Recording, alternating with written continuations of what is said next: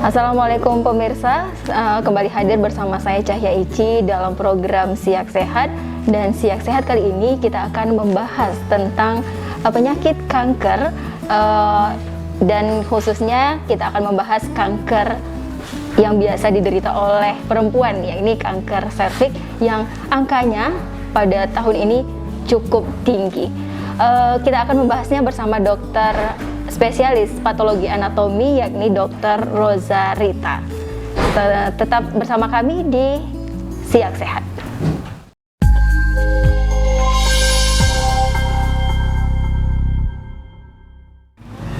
Ya pemirsa, saya sudah bersama nih Dr. Roza Rita, spesialis patologi anatomi, Dr. Roza Rita. Apa kabar nih dok? Alhamdulillah baik. Oke, nah kita akan membahas nih dok penyakit kanker. Khususnya nanti kita juga akan membahas tentang kanker serviks ya dok, yang diderita oleh perempuan, khususnya di Indonesia sendiri ya dok ya. Nah, untuk kanker ini, penyakit kanker ini, boleh mungkin dokter jelaskan seperti apa sih penyakit kanker ini dok? Oke, kanker ini sebenarnya kita sebelum tahu itu kanker, saya ini kan spesialis patologi anatomi yang merupakan memeriksa pemeriksaan jaringan, itu bisa jaringan, bisa sel. Nah, kanker ini bisa dikenal dengan kanker tumor ganas. Kalau masyarakat awam mengatakan tumor, nah tumor itu ada dua. Kalau jinak bisa dikatakan tumor, kalau ganas kita sebut dengan kanker. Nah, kenapa kita mengangkat kanker serviks? Karena kanker serviks ini merupakan salah satu kanker yang bisa kita atasi.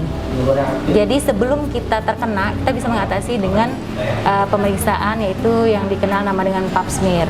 Nah, jadi pap smear ini rutin seharusnya kita periksa pada wanita yang sudah mengenali seks, minimal onsetnya itu 3 tahun setelah mengenali seks, atau telah berhubungan badan, atau telah bersuami misalnya.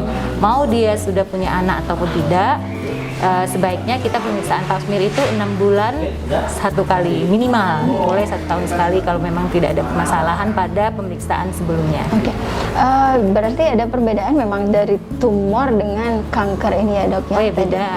Dan orang awam tadi dokter kalau orang awam kan selalu pernah saya jumpai, alhamdulillah saya kena kanker jinak katanya.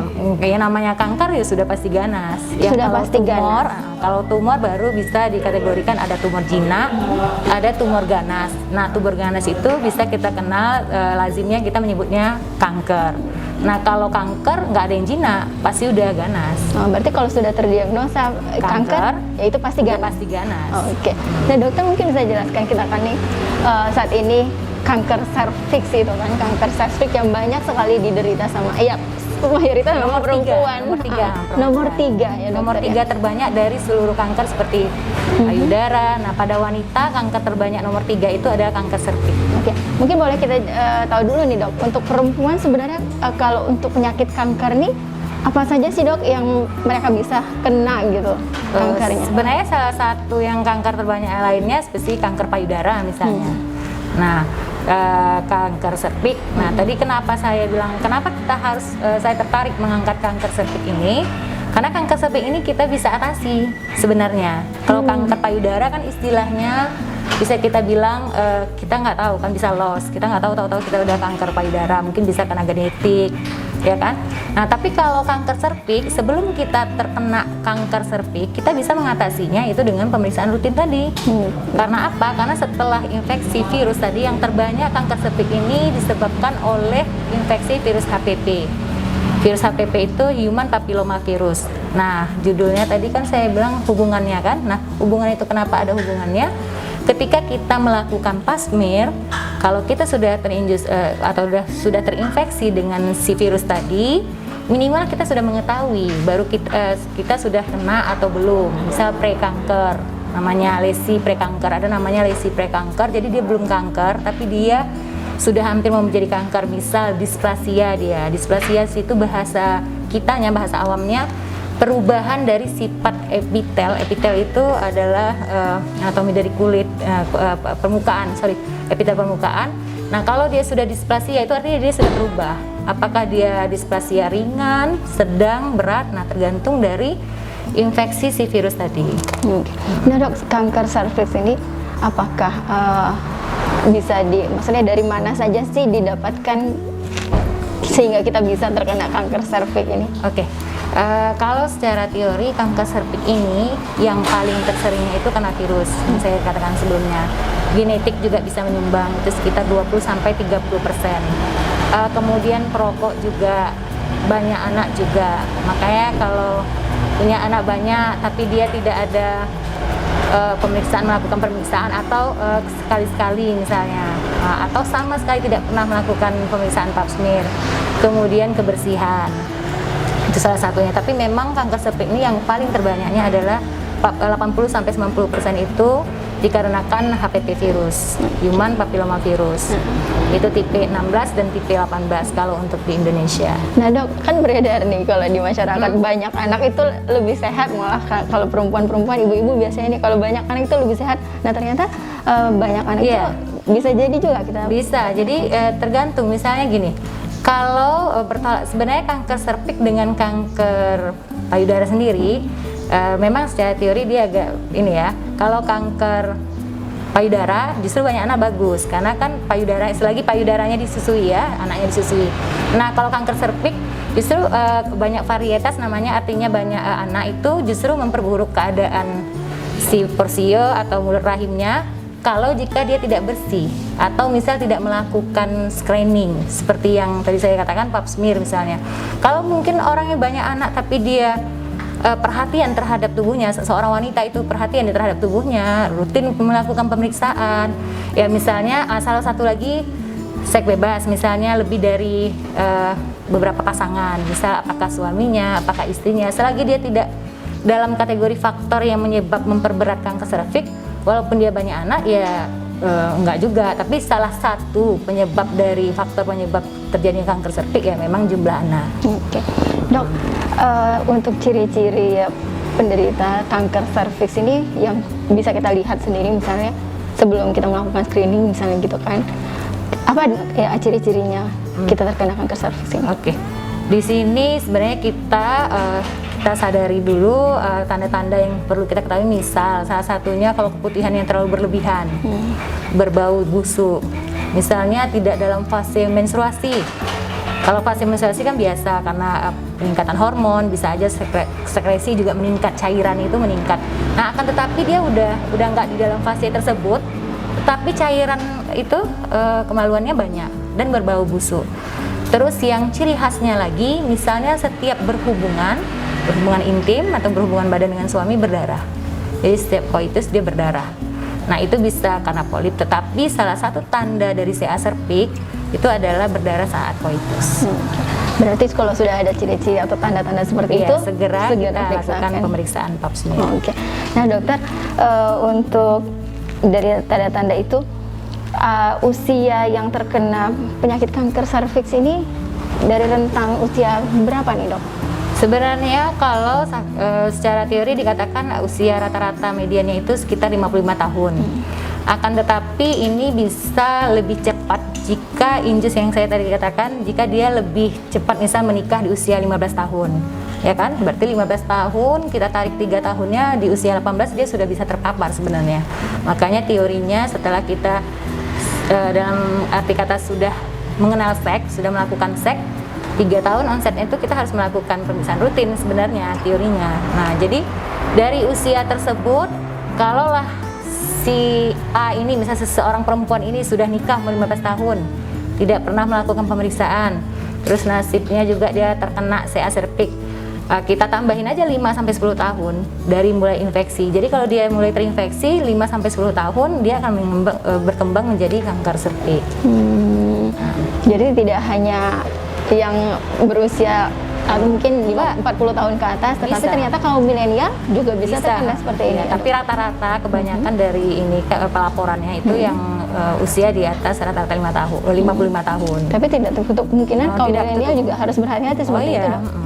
Saya aja justru di usia ini saya menjumpai di usia umur 36 tahun dia CA serviks. Oh, sudah terkena kanker sudah kena CA serviks. Oke. Dok, nanti kita bahas lagi nih dok. Nanti tentang pap smear, bagaimana pemeriksaan pap smearnya. Namun pemirsa, nanti kita akan lanjutkan di Siak Sehat masih bersama Dr. Rozarita, spesialis patologi anatomi.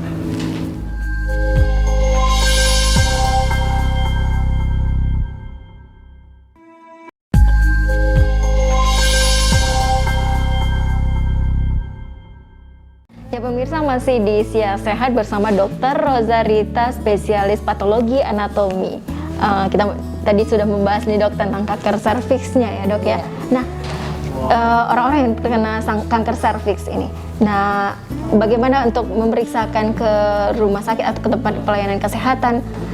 Dia melakukannya apa aja dok? Maksudnya caranya apa aja? Oke. Ini pertama kita perlu ketahui sebelum kita melakukan pemeriksaan pap smear itu bagi pasien harus tahu dulu ya. Pertama, minimal 3 hari sebelum atau sesudah masa haid berikutnya, atau misalnya sebelum masa haid berikutnya. Artinya begini, misal kita haid tanggal 1, biasanya datangnya tanggal 1. Nah, sebelum kita mundur tanggal 1 atau misalnya tanggal 29 apa 30 atau 28, itu kita jangan melakukan dulu, jangan melakukan di tanggal 30. Nah, takutnya nanti miss dengan cairan yang meningkat, kita kira itu dia apa, ternyata hasilnya nanti tidak akurasi, tidak interpretasinya jadi jelek. Atau misalnya dia baru selesai haid, misalnya dia haid 7 hari misalnya dari tanggal 1 sampai tanggal 7. Nah, sebaiknya 3 hari ke depan, misalnya tanggal 11 kah dia melakukan pemeriksaannya begitu. Karena mulut rahimnya kan masih lebih terbuka terus dan sudah bersih, biasanya darah tidak ada sisa darah menstruasi. Atau 3 hari tidak boleh bersetubuh dulu, takutnya nanti kalau dia bersetubuh dengan suaminya misalnya kan spermanya nanti masih ada. Nah, dalam 72 jam kan sperma masih bisa ada, jadi nanti kalau kita pengambilan kan nanti nggak akurat jadinya. Jadi itu dulu yang perlu kita ketahui. Nah, yang kedua, melakukan pap smear ini sebaiknya kita rutin melakukannya 6 bulan sekali. Bisa di tempat praktek pribadi ataupun di klinik ataupun pelayanan kesehatan lainnya, misalnya seperti puskesmas ataupun di rumah sakit. Nah, salah satunya kita sekarang saya bergabung di klinik Sehati. Insyaallah ini di klinik Sehati kita bisa melakukan pap smear ini.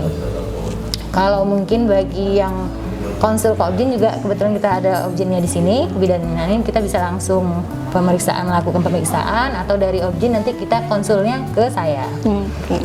Berarti kita misalnya nih agak ragu-ragu, saya kena nggak ya kanker serviks, mau pemeriksaan tadi boleh ke objin dulu, Iya, baru boleh ke objin dulu atau langsung ke saya langsung dulu ke boleh. Nanti kita bisa saling konsul ke dokter spesialisnya. Oke.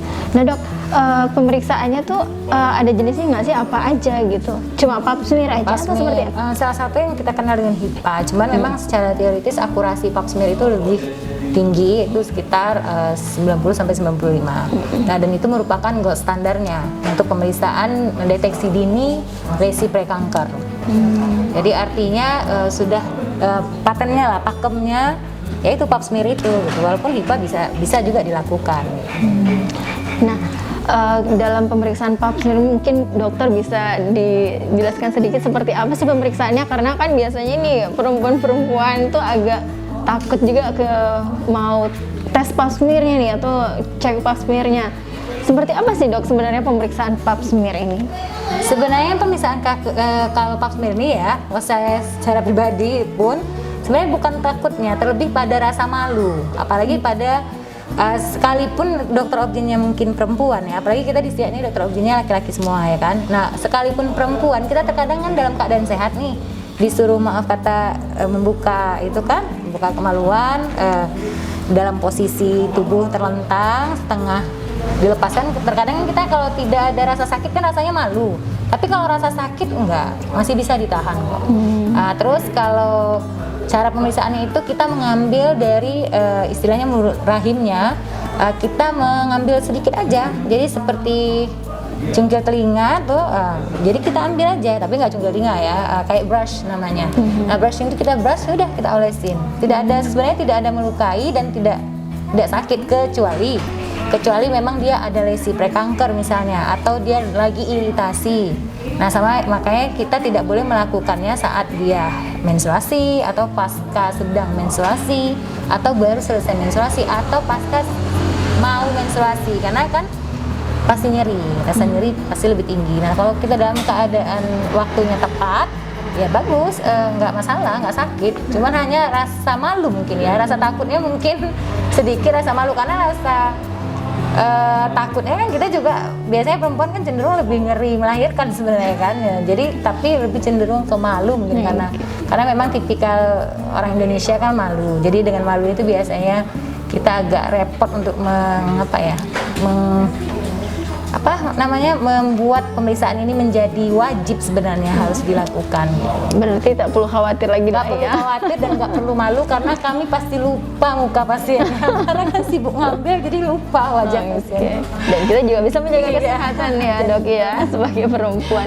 Oke. Nah sebelum mencapai tadi ada dokter bilang prekanker ya dok ya. Nah itu seperti apa? Apakah sudah terdeteksi atau kita sudah tahu atau bagaimana dokter?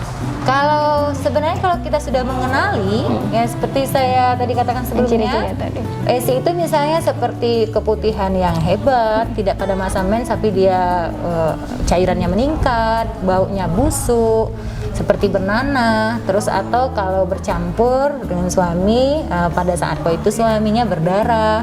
Nah sakit itu juga sebagai tanda nyeri. Ketika berhubungan nyeri, itu sebenarnya tanda, udah alarm.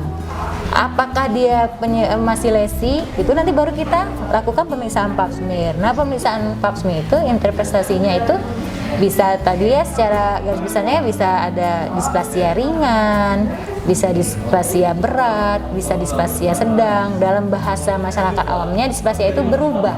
Jadi epitel normal tadi, epitel permukaan itu berubah. Harusnya misal dia bentuknya bulat-bulat saja, jadi bentuknya itu bermacam-macam dan ramai dan ada peradangan yang hebat. Nah itu udah tanda-tanda resi prekanker. Kalau seandainya dia hanya infeksi biasa, biasanya hanya sel limfosit. Sel limfosit itu artinya sel radang bahasanya ya, sel untuk terjadinya inflamasi peradangan di daerah mulut rahim. Tapi kalau dia misal ada sel yang berubah dia dari sel asalnya, itu berarti udah prekanker. Nah kalau secara anatominya, secara makros nampak di mata, yaitu tadi perdarahan saat berhubungan, nyeri, terus berbau busuk cairan sekretnya, dan berwarna kuning, biasanya seperti putih susu seperti itu, seperti susu basi gitu warnanya. Berarti kanker serviks ini bisa terdeteksi lebih awal dan bisa maksudnya kita bisa diatasi seperti Salah itu. satu kanker yang bisa diatasi adalah kanker serviks.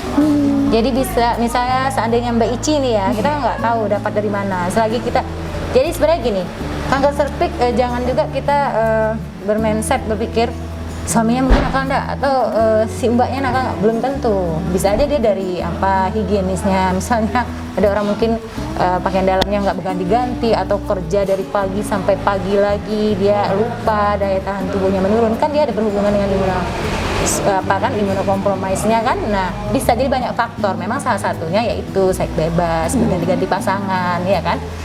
Tapi tidak menutupi kemungkinan yang lain-lainnya, bisa diperokok misalnya wanitanya. Yaitu cara dia mengatasi, sebenarnya kita kenali diri kita, sedangkan kita yang tidak mungkin ada faktor risikonya, kita wajib.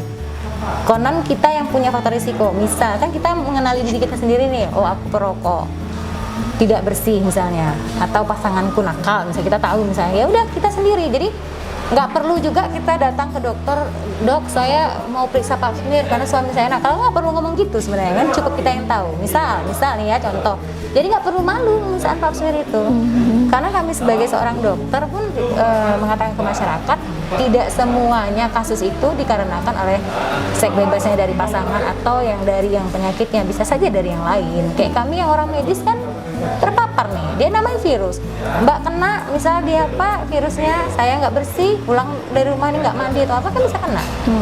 Nah tapi memang itu kecil angka kejadiannya. Yang paling besar ya memang kan hubungan seks langsung yang berganti-ganti pasangan. Tapi tidak menutup kemungkinan kita menjaganya dengan melakukan deteksi dini, yaitu pemeriksaan pap smear. Dok, berarti boleh disimpulkan sedikit untuk menghindari kanker serviks, kita terkena kanker serviks itu apa sih dok yang paling utama? Yang paling utama pertama kita lifestyle dulu kan, kebiasaan hidup, baik itu kita dari makanan, dari pola hidup, cara hidup, berolahraga. Yang kedua jangan merokok misalnya salah satunya. Yang ketiga yang paling penting itu ya kita pemeriksaan rutin ketika kita sudah terinjus atau sudah melakukan hubungan seks misalnya, atau kita sudah pernah misalnya misal kita pernah keluhan misalnya keputihan yang banyak berlebihan, kita boleh memfollownya dengan melakukan pemeriksaan pap smear. Jadi seperti itu. Oke. Nah, oke, nanti kita bincang-bincang lagi bagaimana nih biar bisa kita terhindar dari kanker serviks agar angka dari kasus kanker serviks untuk perempuan-perempuan yang ada di Indonesia, khususnya juga di Kabupaten Siak. Nanti kita akan lanjutkan pemirsa di Siak Sehat usai jeda berikut.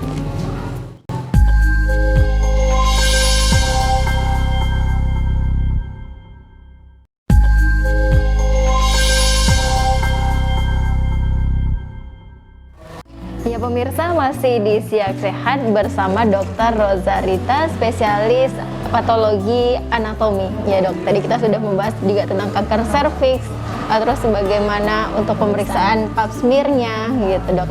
Nah, sekarang nih bagaimana sih kita supaya terhindar dari kanker serviks? Oke. Nah, balik lagi kita bagaimana terhindar, sebenarnya kita kultur kita orang Indonesia ini kan jarang medikasi itu jarang. Nah, kenapa di luar sana seks bebasnya sering tetapi mereka angkanya lebih kecil dari kita? Karena mereka lebih aware, lebih perhatian dengan dirinya. Nah, kita kan ya tadi seperti saya katakan sebelumnya, kadang malas memeriksa, kadang malu, kadang dianggap tabu. Sebenarnya kalau untuk mengatasi kanker serviks ini sendiri gampang, kita cukup dengan deteksi dini ya, deteksi dini dengan pap smear misalnya seperti itu. Atau yang sesudah pap smear lagi ada yang lebih tingginya lagi setelah kita di pap smear itu vaksin HPV. Nah, itu memang sebenarnya ranah spesialis bidanan. Tapi setidaknya saya di sini mau mengasih tahu secara garis besarnya, vaksin juga sangat berguna untuk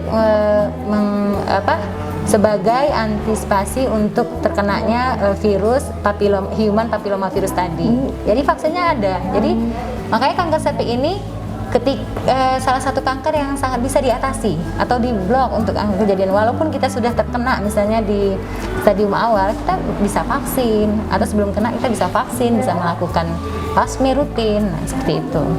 Berarti ada juga nih ternyata vaksin. Oh, ada. Salah satu itu makanya kanker serviks ini sangat menarik. Dia salah satu kanker yang sebenarnya angka kematian, angka kesakitannya sangat bisa diturunkan jika diiringi dengan tingkat kesadaran yang tinggi pada seorang wanita. Gitu. Tapi lebih penting lagi harus pap smear juga. Pap smear, yang paling penting pap smear. Karena dengan pap smear dia sudah tahu misalnya dia ada lesi prekanker, dia langsung bisa vaksin. Atau misal walaupun dia bagus, dia langsung vaksin, itu lebih istilahnya lebih perfect ya, lebih tindakannya lebih baik dan lebih sempurna. Dia vaksin juga, dia sudah melakukan pap smear rutin, seperti itu. Oke, boleh dok sedikit nih, udah di akhir segmen ini kesimpulan dari Dokter Rozarita, spesialis patologi anatomi terkait kanker serviks ini dan pemeriksaan pap smear. Oke. Saya ingin menyampaikan pesan kepada kaum wanita khususnya, sadari pertama kita harus kenali dulu diri kita. Misalnya diri kita dalam hal penyakit kanker ini ya, kita kenal seperti yang saya katakan tadi kan, misalnya ada keputihankah kita, ada perdarahan. Nah, setelah kita kenali, jika ada, jangan pikir panjang, kita harus melakukan pemeriksaan. Nah, ketika dalam pemeriksaan tadi misal masih dianggap normal, kita lanjutkan lagi dengan misalnya bervaksin, ya kan? Nah, terus melakukan hidup sehat, baik itu secara jasmani maupun rohani, karena kita ketahui penyakit kanker serviks ini ada hubungannya dengan infeksi virus HPV, sedangkan infeksi virus HPV itu sendiri penyebab terseringnya itu adalah berganti-ganti pasangan misalnya, kemudian pola hidup yang nggak sehat seperti merokok, jarang berolahraga, makan makanan yang junk food, yang siap saji. Nah, ya itu yang jadi intinya secara globalnya kita harus merubah pola hidup sehat sebenarnya. Penting menjaga pola hidup sehat sehari-hari, apalagi perempuan nih Perempuan, ya. punya peran penting juga nih di Peran keluarga. penting karena hampir sebagian penyakit kanker itu adalah milik perempuan, baik dari ujung kaki sampai ujung kepala perempuan yang punya. Iya. Apalagi di keluarga Kebanyakan kalau udah ya. ada perempuan, Oh anak-anak iya. itu agak gimana gitu, Iya. gitu ya. Jadi kita juga harus perhatikan keluarga kita punya bakat atau tidak. Itu juga perlu. Jadi kita harus benar-benar perhatiannya harus memang benar-benar komplit. Jadi mulai dari keluarga, dari bagaimana pola kita hidup sehatnya, bagaimana cara kita melakukan misalnya medical check up. Nah, itu sangat perlu. Dan memang kalau ketika kita sudah sadar, khusus untuk serviks ya, kanker serviks ini, pasti angka kematian ataupun angka kesembuhannya akan tinggi. Sama seperti di luar negeri lainnya. Siap dok. Jadi bincang kita tentang kanker serviks dan Pausmir. Pausmir. Ya pemirsa, lindungi diri, tetap jaga pola hidup sehat ya dok Iya. ya. Dan jangan Terutama lupa pada masa pandemi. Iya. Dan juga deteksi dini ya dok. Iya, kanker serviks. Deteksi dini untuk perempuan-perempuan yang ada di Indonesia maupun khususnya di Kabupaten Siak. Demikian bincang-bincang kita di Siak Sehat bersama Dr. Rozarita, spesialis patologi anatomi. Dan terima kasih dokter. Sama-sama. Saya Cahya Ici, beserta kerabat kerja yang bertugas mengucapkan terima kasih atas kebersamaan Anda. Sampai jumpa dan wassalamualaikum warahmatullahi wabarakatuh. Waalaikumsalam.